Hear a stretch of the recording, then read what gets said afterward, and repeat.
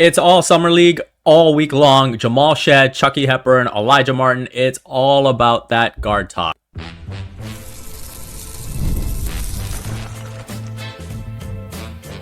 You are Locked On Raptors, your daily Toronto Raptors podcast, part of the Locked On Podcast Network. Your team every day. It's your favorite part of the day. Thanks for making Locked On Raptors your first listen every day. I'm Vivek Jacob. I've been covering the Toronto Raptors for 8 seasons across several outlets. You can follow Locked On Raptors on X, Instagram, and YouTube. And be sure to check out the Locked On Raptors Discord, where you can talk all things basketball, but especially the Raptors. Today's episode is brought to you by FanDuel. Right now, new customers can get $150 in bonus bets when your first $5 bet wins. It is Tuesday, July the 8th. I'm joined by Editor-in-Chief of Raptors HQ. You can find her work at SB Nation, Fansided, and The Next Hoops. She also co-hosts the Her Hoop Stats podcast. It is Chelsea Leite. Thanks so much for joining me. Thanks for having me. Well, I wanted to get into some Summer League talk as we get set for the first game on Friday. I messaged you saying, hey, is there anyone specific that you would like to talk about? And instantly the response was Jamal Shead. Jamal Shead. I'm a Shead head. What can I say? So let's get right into it then. Obviously, a solid rookie season for him, getting that opportunity and getting increased opportunity after the Davion Mitchell trade. And, you know, as the Raptors kind of played out the string, we saw him, you know, improve his offense, I felt. And defensively, we know what he brings to the table, kind of shepherding that second unit. And, you know, I thought really, you know, brought the vibes and, you know, brought that energy off the bench. And you could see he's got some natural leadership traits. And I think that's where we get into some of the Fred VanVleet and Kyle Lowry comparisons.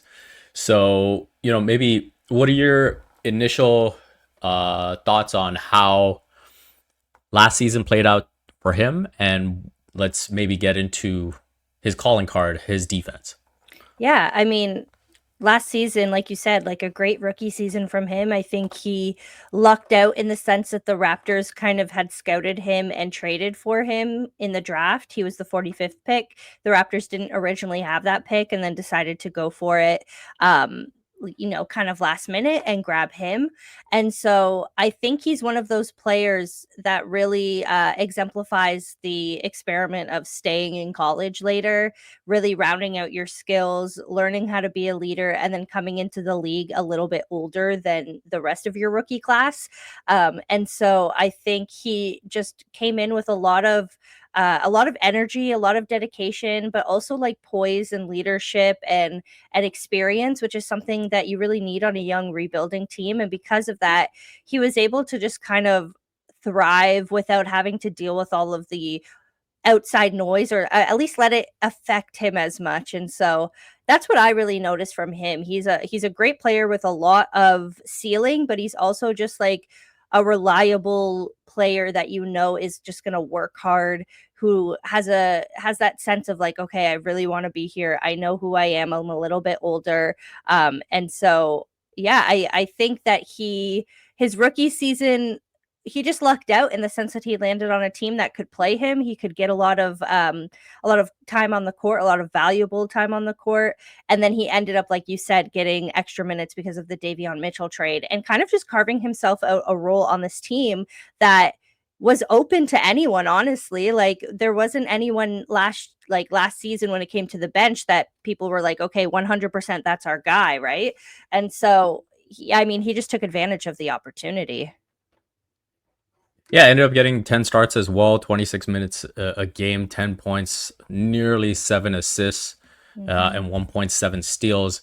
As we get into the defense here, I think his biggest strength, as we saw, is just defending on ball, and he's just such a complete hound. Yeah. And, you know, if you're facing him, it's such a nightmare. It's flat out annoying. Right? Like Yep. To have a guy like him just in your chest breathing you down and just like coming at you no matter what. And obviously the Raptors like to employ the full court press at times, apply a lot of ball pressure, and he fits into that perfectly. So you can see why they would want to bring him in.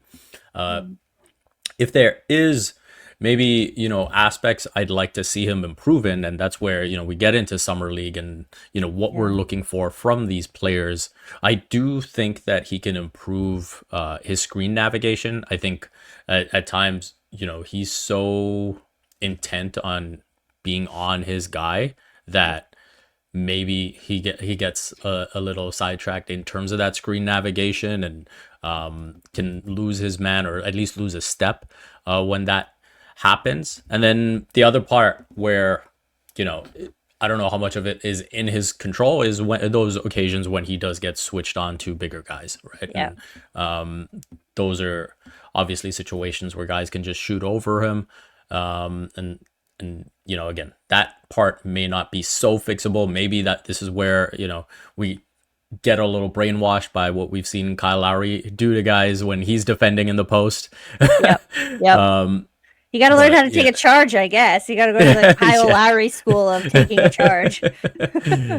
But yeah, defensively, what have you seen from him as an on-ball defender, and maybe what are things that you would like to see improve here in Vegas? Yeah, like you said, I mean, as an on-ball defender, he's just annoying. He's a hound. I think he's one of those guys that, and I mean, I say this as someone, I have the perspective of watching a lot of women's basketball as well. And so when I flip back and forth from the NBA to women's basketball, sometimes I'm like, why aren't any of these guys playing defense? Like, have some defensive energy. And I think that's something that we struggle with sometimes in the NBA, because it's a little bit more of an offensive minded game in that sense. But with Jamal Shead, he is so energetic, and he's, like you said, so committed to defending his guy. He's very he plays like you said, very close one-on-one defense. He's always trying to get his hands in there.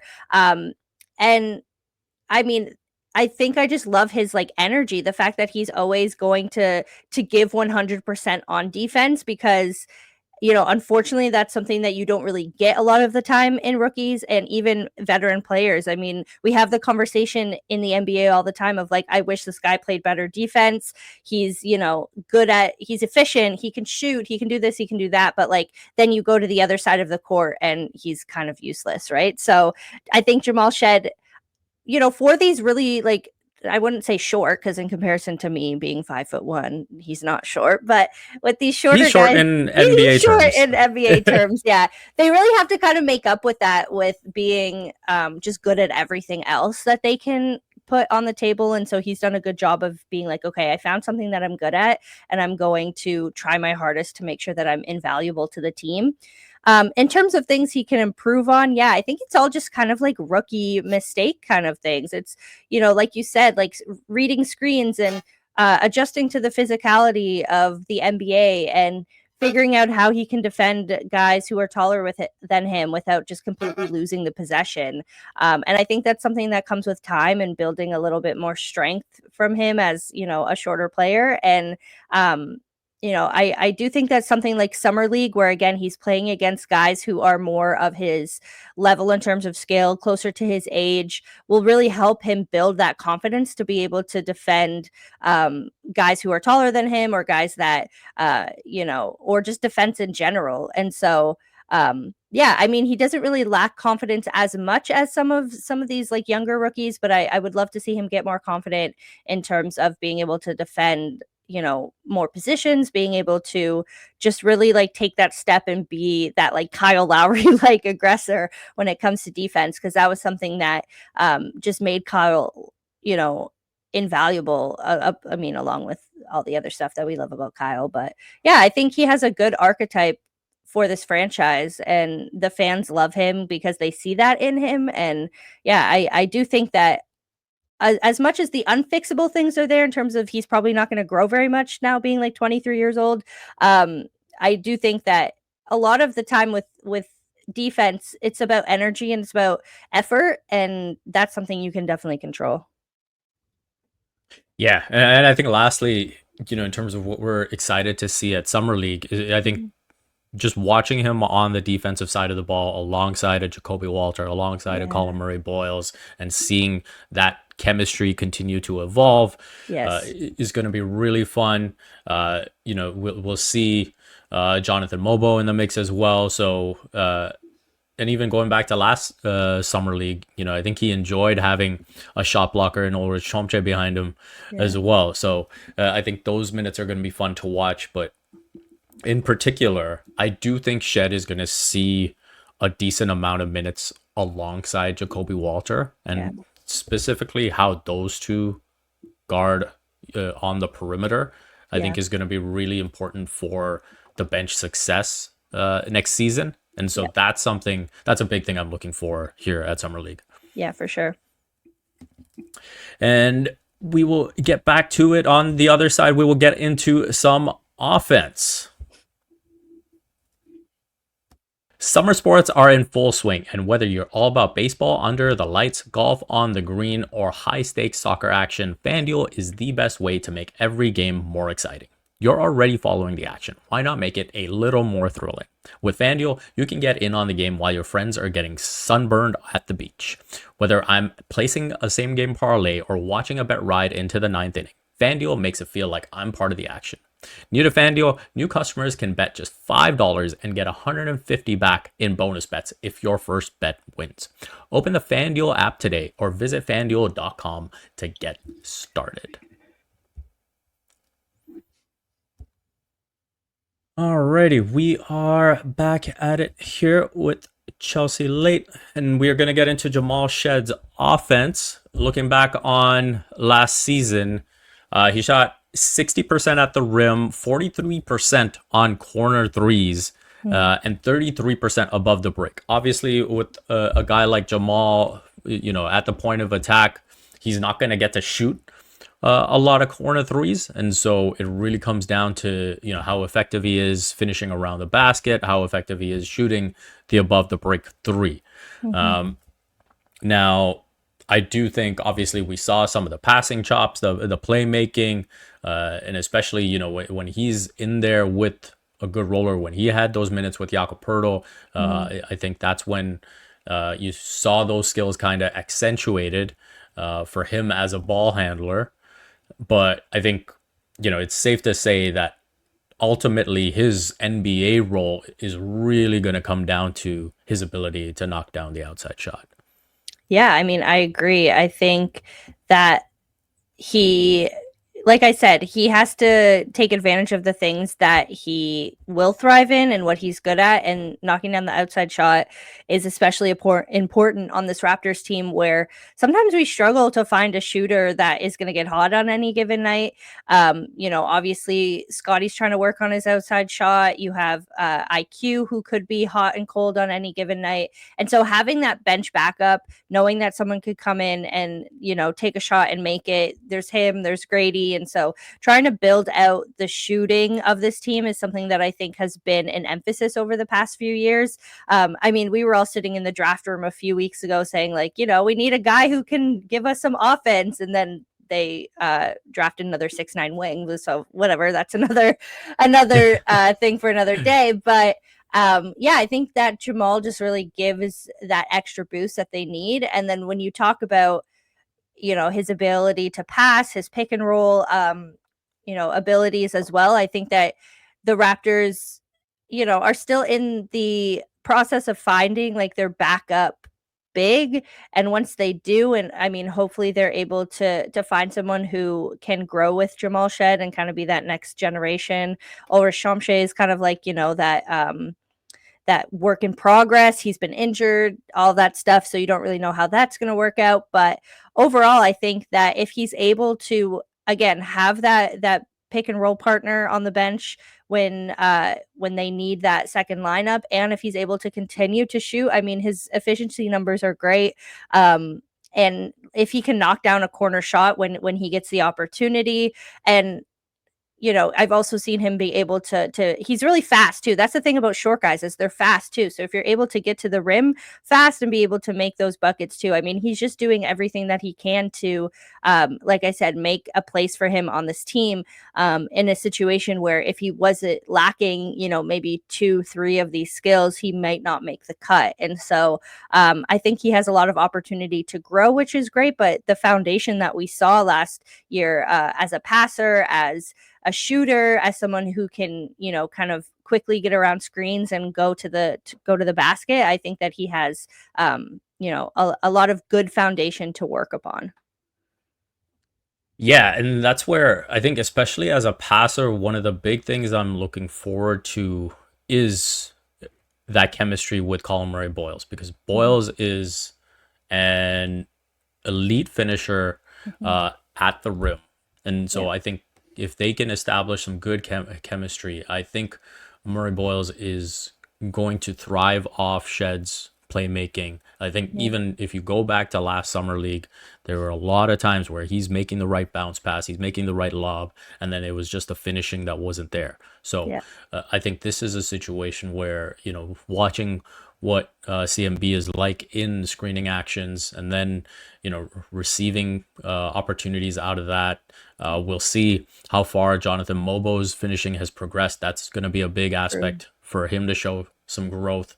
And then obviously down the line, Castleton, Chomche, they'll have to show that they can finish around the basket too. So I think that's a big thing for Jamal, and I think it comes in steps, right? When I talk about 3-point volume in terms of the corners versus above the break, like even going back to last season, he only got to attempt 35 corner threes, whereas he took 171 above the break. That's just the nature of being a point guard. That's how it's going to be. So that is specifically that above the break three is something that he's really going to need to improve. And we saw one thing we saw with Fred VanVleet.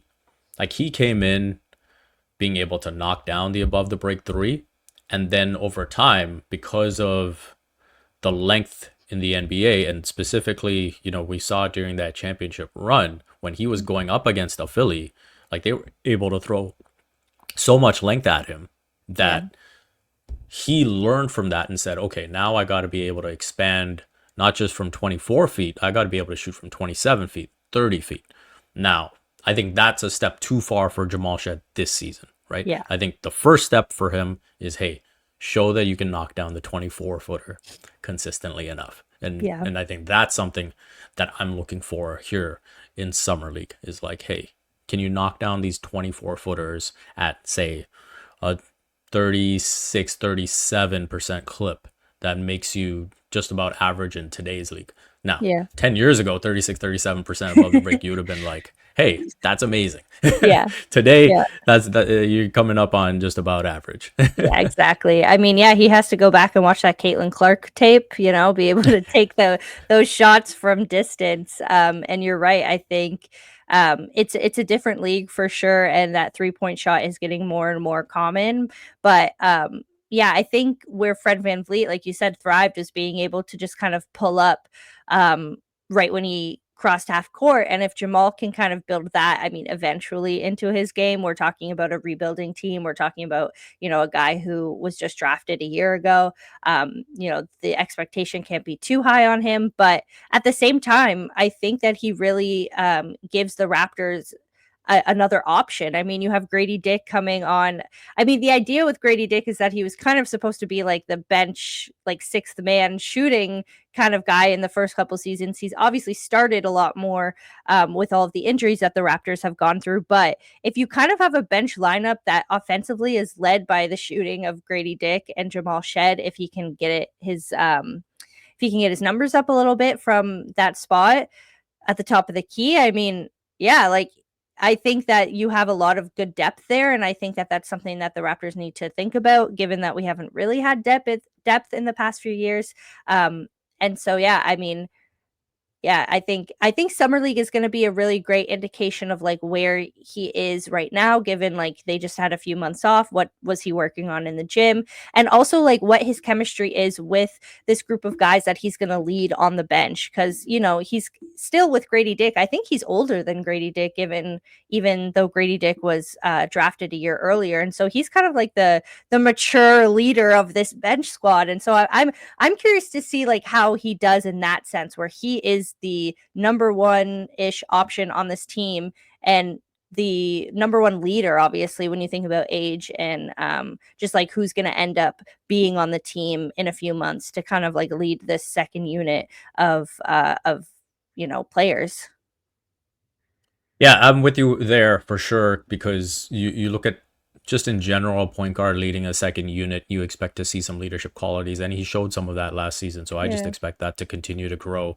I think that's going to be a big thing for him to showcase. And, speaking of chemistry, we will get into a couple of new guys joining the team and see how they have an impact on things.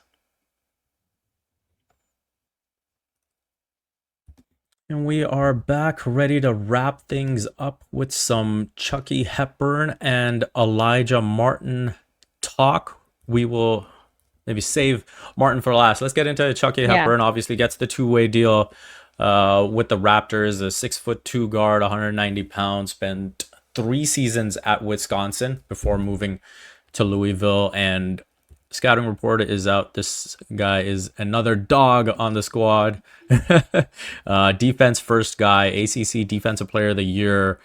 And so you expect that energy, that toughness right out of the gate. And I think, offensively, he has actually made some good strides, getting more of an opportunity in Louisville. I think the thing that jumped out to me was, averaging about 16 a game and kind of pushing from that 12 to 16 range is the free throw shooting. He got his free throw attempts up. He was only getting to the line a couple of times a game, got it up to nearly 6 attempts a game. And the impressive part of that is he went from being just like a low 70% shooter his first 3 years, and all of a sudden now you see him at Louisville shooting 84%. So that's a big jump for a guy. The 3-point shot, unfortunately, did not come along in the same way.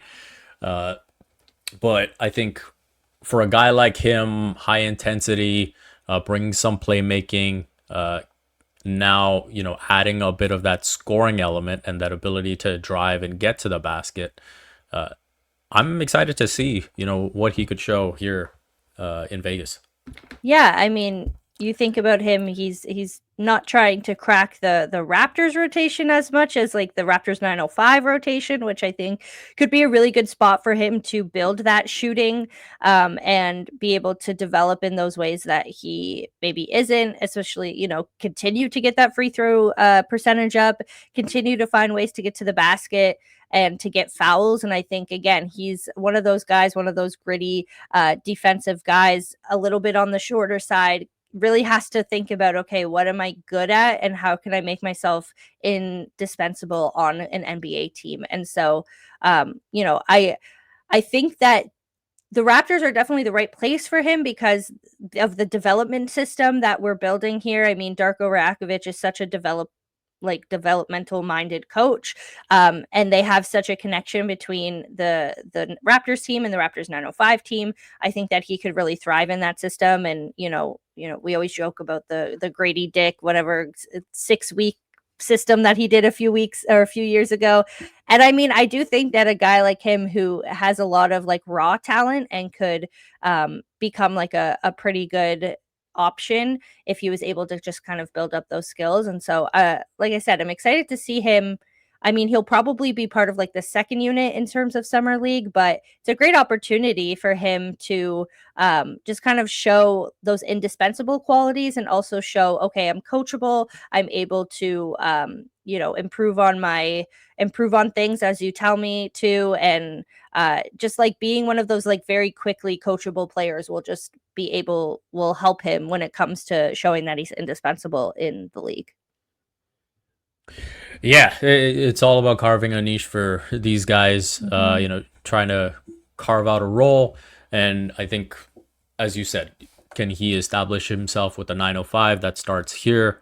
And I think that, just bring what you bring to the table. I think with the Raptors, the expectation is that, you will defend first. So come out and do that right out of the gate. And I think if he's able to really show that he can hang on the defensive side of the ball, then that's where opportunities will present themselves. I think, especially with Summer League, as you go down the line, once, say Shead and Jacoby and whoever get their kind of run in, you might not see them play the final game or the final two games, and then your opportunity really increases, and then you can show a lot more. But I think the first couple of games are really important in terms of showing that you can just fit a role, right? And it's like, hey, these other guys above you are gonna come in, and they're gonna work on the stuff that they've been working on over the summer, and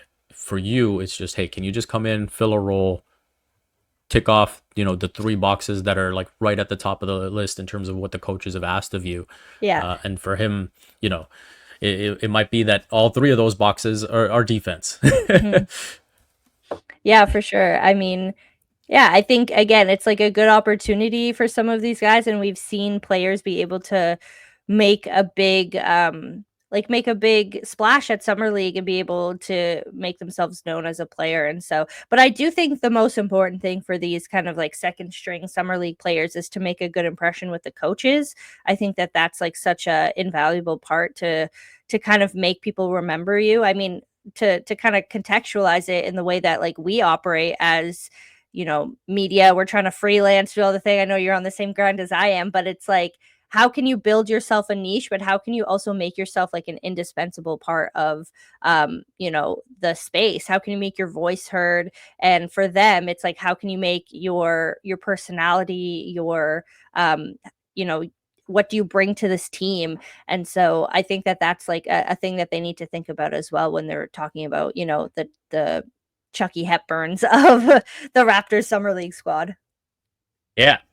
All right. To wrap up here, let's get into Alijah Martin, obviously coming in as a winner. The Raptors love their winners. Yeah. And so Alijah Martin brings that in spades, super energetic, a lot of intensity. Not a guy who's a primary ball handler. We've talked about a couple of guys who will have the ball in their hands, but Alijah Martin is going to be more of a play finisher on the offensive end. And, the Raptors fans love to do their former Raptor comps, and so we're getting some Norman Powell comps. Yep.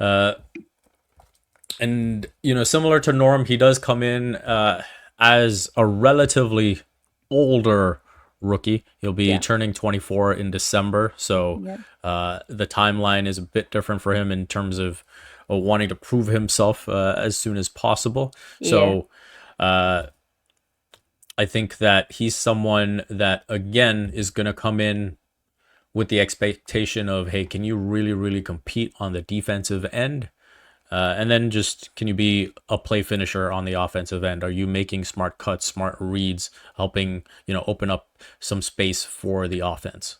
Yeah, I mean, I'm looking at his stats and from his 5th season at Florida when he won the national championship. And I mean, again, the test of a player who really used their college eligibility to the max. And I think we're getting more and more into that as NIL expands in college. And I think he's going to be a good example of, okay, what does that look like? Like, what does it look like when we get a 5-year college player into the league, second rounder kind of vibes, which we're going to see a lot in the coming years as these players decide to stay in college and develop their skills, but also just like make money.